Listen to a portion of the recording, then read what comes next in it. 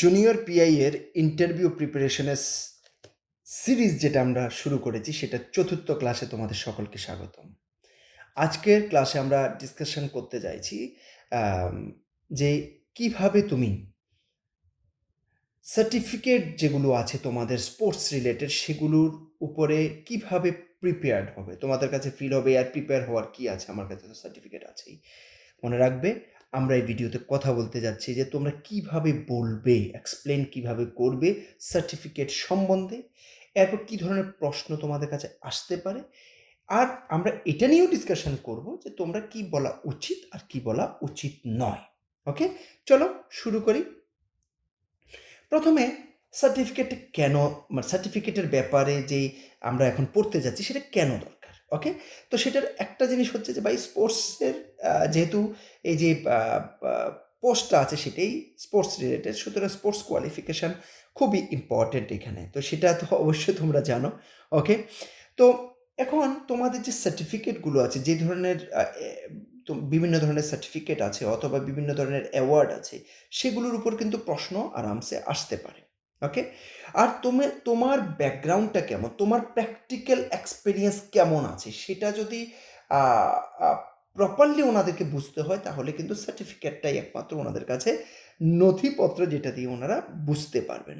আর properly যখন আমরা একটা সার্টিফিকেট সম্বন্ধে বা একটা আমার অ্যাওয়ার্ড বিভিন্ন কিছু, আমি এখানে সার্টিফিকেট বলছি বলে বিভিন্ন কিছু, সেটা সম্বন্ধে স্পোর্টসের সেটা সম্বন্ধে যখন তুমি প্রপারলি এক্সপ্লেন করবে তখন কিন্তু সেখানে তুমি কি পাবে, ভালো মার্কস পাবে, ভালো মর্যাদা পাবে, সেখানে কিন্তু তোমার ওইখানে ভালো মার্কস পাওয়ার কিন্তু চান্সটা অনেকটা বেড়ে যায়। ওকে,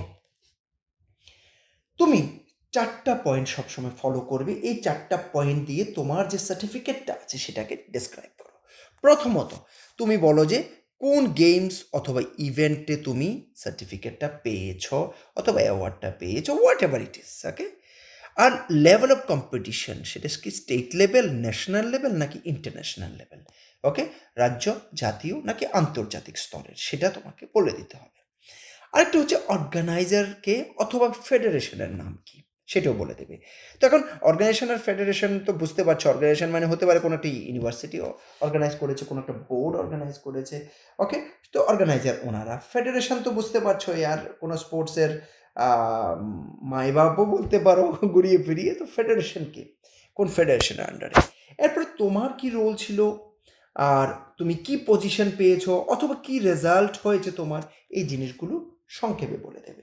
ঠিক আছে, অতিরিক্ত মানে এক্সাজারেট না করে আমি প্রপারলি আমার যেটা হয়েছে সে ততটুকুই বলে দেব, কিন্তু বলবো প্রপারলি ক্লিয়ারলি, যাতে করে ওনাদের জিনিসটা ফিলিং হয় যে হ্যাঁ ইয়ার ভালো একটা জিনিস পেয়েছে।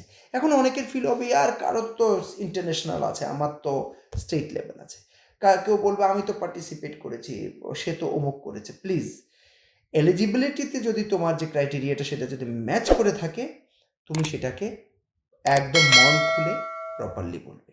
এটা নিয়ে কোনো তোমার ভয় পাওয়ার ব্যাপারই নেই, আরে ও তো এরকম আমি তো এরকম, প্লিজ সেটা ছেড়ে দাও। ওকে, এবার একটা স্যাম্পল, কোনো একটা সার্টিফিকেটের এক্সপ্লেনেশনের একটা স্যাম্পল দিচ্ছি যে আমি একটা আমি স্পোর্টসে এই ধরনের এই এই এই রিলেটেড বিষয়ে আমি সার্টিফিকেট পেয়েছি। এরপর তুমি বলতে পারো যে প্রতিযোগিতাটি রাজ্য স্তরে ছিল, একটা এক্সাম্পল বলছি, ইট ওয়াজ অর্গানাইজড বাই অমুক।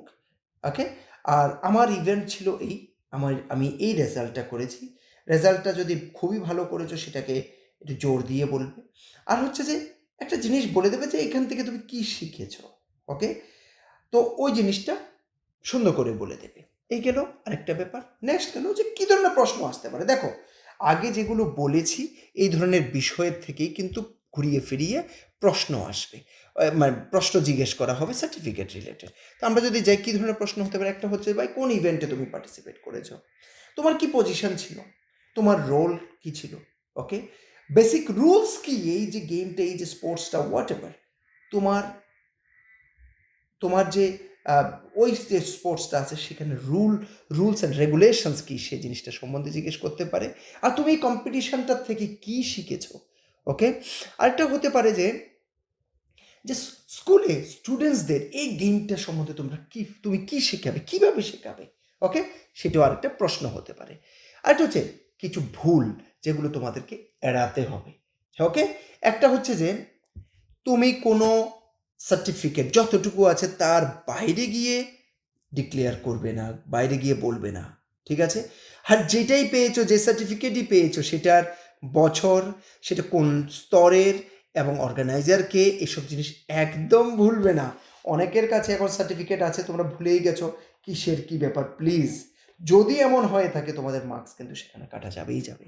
কারণ তোমার অ্যাটিটিউড, তোমার মেধা সব কিছু সেখানে ফেল খেয়ে যাবে। ওকে, আর কোনো মানে অস্পষ্ট কোনো উত্তর দেবে না, ভ্যাগ কোনো উত্তর দেবে না। ওকে, তে হ্যাঁ আই পার্টিসিপেটেড, অথবা আমি পার্টিসিপেট করেছিলাম, হ্যাঁ এটা জানি কোন ইয়ে ছিল, এরকম নয়। প্লিজ কনফিডেন্ট থেকে উত্তরটা দেওয়ার চেষ্টা করবে। আর আমি কোনো অর্গানাইজারকে, কোনো কোচকে, বা আমার কো প্লেয়ার বা আমার অপোনেন্ট হোয়াট এভার, আমি কাউকে কোনোভাবেই আমি ক্রিটিসাইজ করব না। এটি গেমসের রুলের বাইরে, তো ওই জিনিসটা আমরা একদম করব না, ঠিক আছে?